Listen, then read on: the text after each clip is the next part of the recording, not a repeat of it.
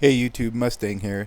Today I'm gonna go through a simple ramp start procedure and show you a pretty easy way to get up and going, and I'm gonna try to tell you all the key commands as I'm doing it, and if it's just point and click, well, you know the deal. Alright, here we go. Alright Nuggets, what we're trying to do here is to get this A10 ready to fly and without all the headache, because when you're going through this startup checklist, sometimes stuff won't operate as per intended due to that it's not the real thing, but it is a simulator. Okay, so the first thing we're going to do is go down to the electrical panel. I'll zoom in on it for you guys so you can see it a little bit better. And you're going to turn your battery power on, your inverter to standby, your APU gen power, and go up to the caution panel, left click the master caution, and that'll take that off. Now, since usually it's all on the same panel here, I like to go ahead and set these to on, so when the engines come online, it automatically starts providing power to our systems. And then I like to go over to the fuel panel right here, this panel, and turn our boost pumps on, so we know everything's going to be getting fuel. Alright, pop back to front position. Okay, cleared, no personnel around. Alright, and it's going to get noisy, so let's go ahead and close the cockpit with Control C and hold that down, Control C, until it fully closes. Okay, now we're ready to turn on the APU. So on the APU panel, let me focus in on that for you right here. Left click it to APU start.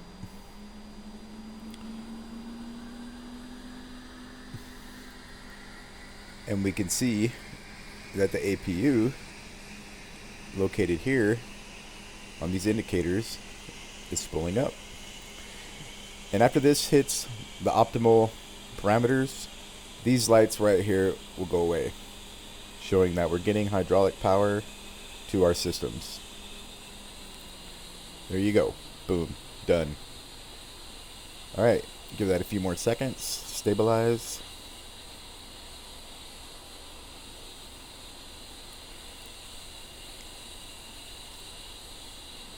Cool deal. Alright, continuing on. Now we're going to go down to the position lights, oxygen panel, excuse me. You don't want to die of a hypoxia. You're going to click that to on. And saw that indicated here that we were getting fuel flow. And on this button here, go ahead and left click and press that. Hold it down. Oxy low indicator light comes on. And it cuts off. Cool deal. Alright, moving on to this panel. This is your nav lights, external and external lights. And here's the deal with this, little tricks that I was talking about. When you left click this, it does not want to stay on. Right click it, whatever. Wish it on, will it on, pray to Allah, whatever. It ain't coming on. But what I figured out is that if you push left control and P, and then you left click it, and voila, it stays on. So now you can move on to the other ones. So formation lights, about a quarter of the way. Let's go halfway. I like to be seen. Alright, position lights, left click position flash, nose illumination, engine instrumentation lights, about half the way, quarter of the way. Auxiliary lights, same thing. Auxiliary and compass lights, a little bit of console lights, makes things easier to see. Flight instruments, quarter of the way. Floodlight, just a hair. I don't like too much washout. Alright, moving on. Before we start our engines, we need to get permission from the tower, so we're going to turn on our radio systems.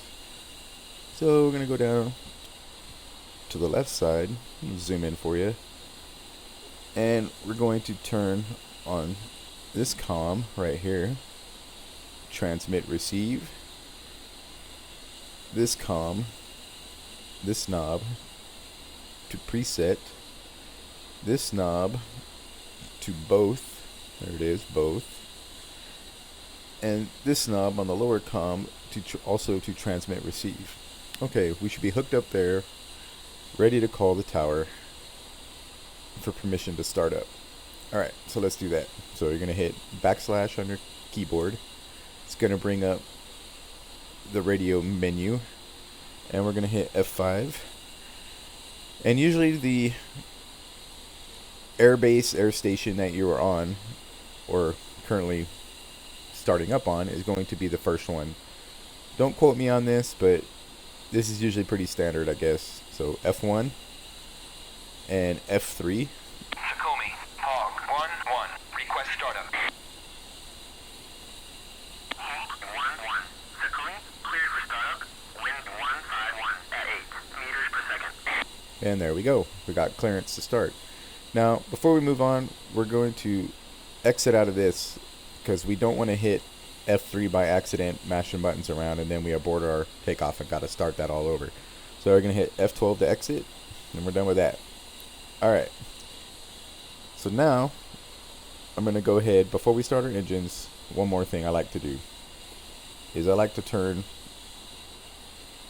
the CDU on. Get that up and try and do a line. Also, we're going to push this knob, select it to the flight plan, and this knob to the steer position. That's my preference. This sort of I usually fly on. So that gets me where I need to go. So let that warm up. And while that's waiting, go over here to the anti-skid and the landing lights. I'm going to left click that to on. Right click this to the on position, so we have our taxi light when we're ready to go. If you look outside, our lights are on. There you go. We can see. Alrighty. So now, what we're going to do is we're going to turn on our QQ to the on position. The data link or the jitters we don't have to worry about yet, or at all in this tutorial. We won't be using it. And the IFFCC IFC to the test position. Now if you look up in our HUD, it says engage pre-flight bit. Yes. So on your upfront controller, go ahead and push enter. And it says center yaw trim and press TO trim. So down on this panel, you'll see this button right here, takeoff trim. Go ahead and left click and hold that for a few seconds and then release and let that go. For our yaw pitch SAS, go ahead and click these to the forward on position and then back up to the HUD. So it's running its test. We'll watch it for a minute as it rolls through it. Pull up, pull up. Altitude, altitude.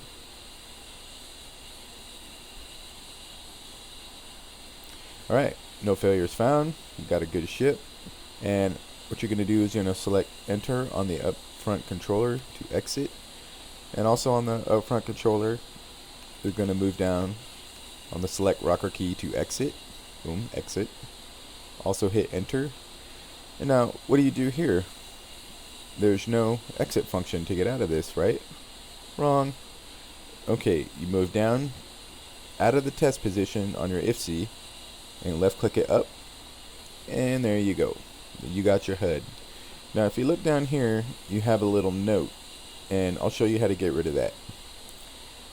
You're going to go ahead and click your left right MFCDs to the day position on, And if you look right here, it says ACK, acknowledge button. So you're going to hit this OSB button, and bam, gone, cleared it out. Now, this button here is going to load all your navigation, stores information, everything you need to operate this aircraft via from your mission is going to be loaded into here. So you're going to left click and hold for a couple of seconds and then let go. All these little dots that were here disappeared. Now in a few seconds, maybe 30, 40 seconds, they're going to come back on, and then that's going to let you know everything's been loaded up correctly. And I'll cycle through the various pages so you can get a good look at that. There they go. There they are. All the little dots are there and on. So if we go to our terrain map, our moving map, we can see that we have something there. Also, on the left DTS page, we're going to go to the CDU. Now if you look here, it says INS nav ready. This is bullshit, and I'll tell you why after we get the engine spooled up and a little trick I learned. So if you are running this flight sim and you're having problems getting this INS nav ready, see, even though it's flashing, it ain't ready. Okay, so we'll come back to that after we start up the engines, and I'll let you know how to fix that. So here we go, ready to fire up. What you're going to do is for the left engine, you're going to push right Alt and the home key, and then let go. If you monitor right here, you're going to see that this is starting to engage. There you go.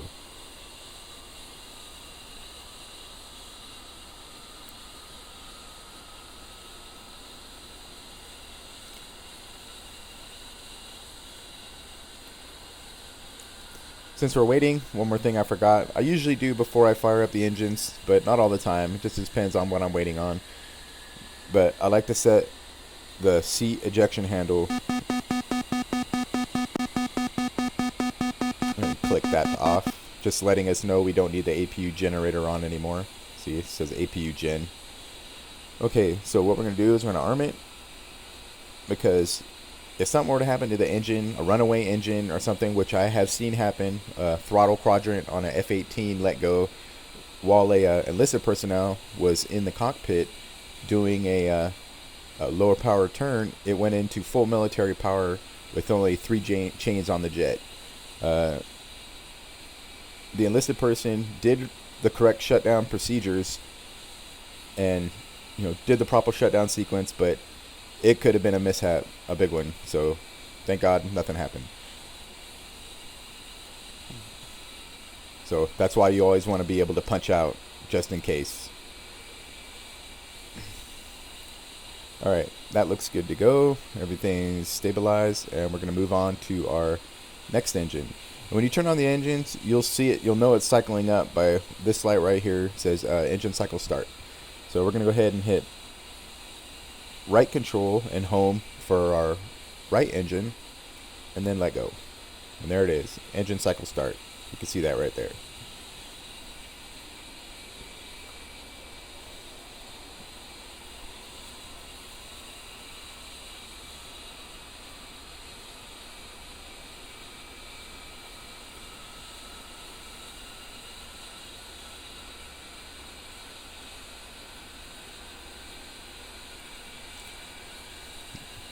Slowly coming online.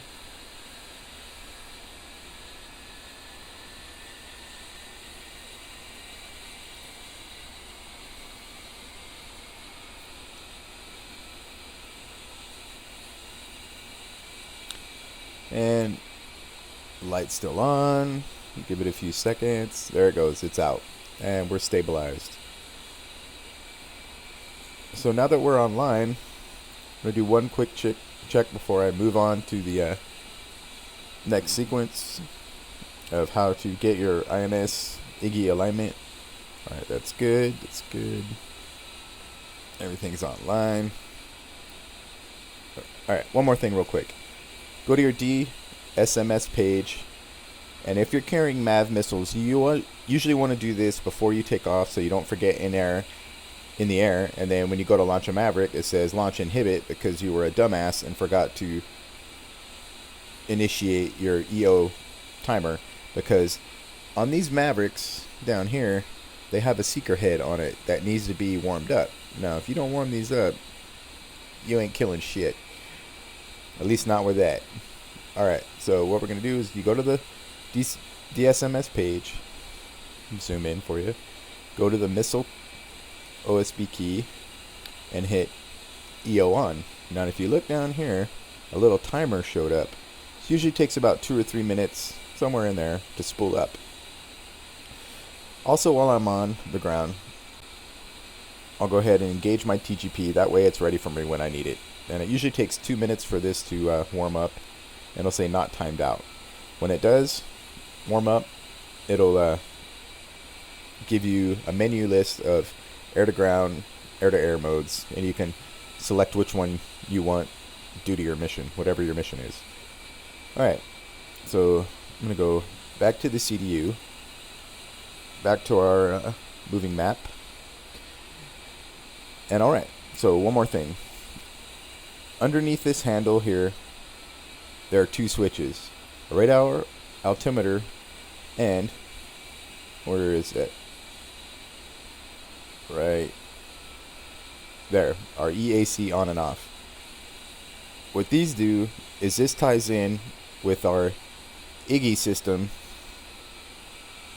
our navigational system here. Well, I can push on this all day long and nothing happens, but it says INS ready. I'm having alignment, but I really don't. Now, you may be aligned to your GPS, but your autopilot will not know where it's at or when to engage because it's not getting a proper IGI alignment.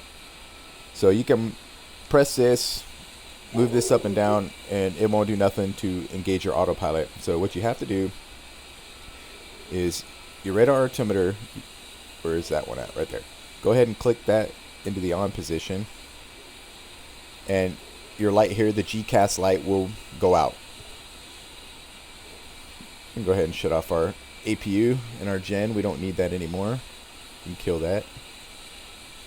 And right here, APU off. Bye bye. Oh, I can hear. Okay. So now what you want to do is we're going to get this turned on. Well, how do you do that? If you're pushing all the buttons and it don't work, I'm sure there's somebody's figured out another workaway around it, but this is what I figured out due to past experience. When I was in the Fighter Squadron VFA 22, the Fighting Redcocks, when I was in the U.S. Navy, I was a troubleshooter aboard the aircraft carrier USS Ronald Reagan, and I worked on F-18 Super Hornets. Now, we would run into this problem where the pilot would not get a GPS INS alignment, and you got to take certain factors into consideration. That it's not steady like this. It's not on the ground. It's on a moving ship, on a moving deck. Things are moving around, and it might be hard for the satellites to pick up where that is exactly, because the radar altimeter is bouncing around, because they usually park these F-18s tail over water. Okay, but since we're steady on the deck, it shouldn't be doing this. It shouldn't be giving us this problem. But what I'm going to do is I'm going to show you the fix that I did to get that to work on deck. What I would do is I would unchalk the jet, unchain it, move it forward a few feet, lock it back down, and then try the IGI alignment and the EAC switch again and see what happened. So lo and behold, it fucking worked. And I tried it in this game just for shits and giggles. When I couldn't figure out anything else to get my autopilot to come on, I tried this fix that I used to use in real world applications, and I'm going to show it to you right now. So I'm going to call to taxi out, /F5, F1 for Sakumi Tower, F1 to taxi to the runway. Sakumi, Hog 1-1, request taxi to runway.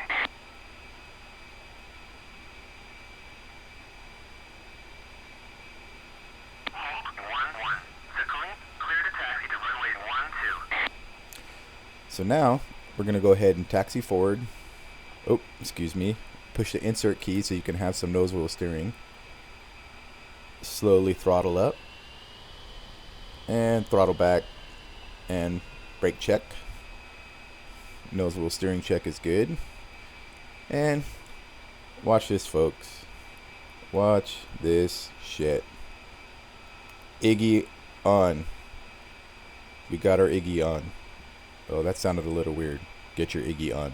Okay, so now we go over to the EAC switch underneath the handle and left click that. Now if you look on this panel, guess what? No more lights. Right on. So we're pretty much good to go here. Look down the runway. Nothing happening. Cleared the taxi out. And if you wanted to, you could turn on your jammer, and that would be right here. You'd click it in the auto or semi or manual position, whatever your preference, and you would click out the predetermined program by flipping these switches up. But since we're not fighting today, we're just showing you a tutorial. This is how you do it.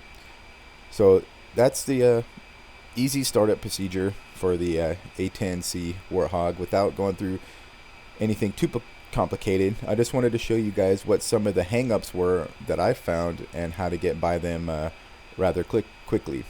So thanks once again. This is Mustang. I hope you enjoyed this video. Please leave any questions or comments in the box below, and happy flying. Take it easy, guys. Bye.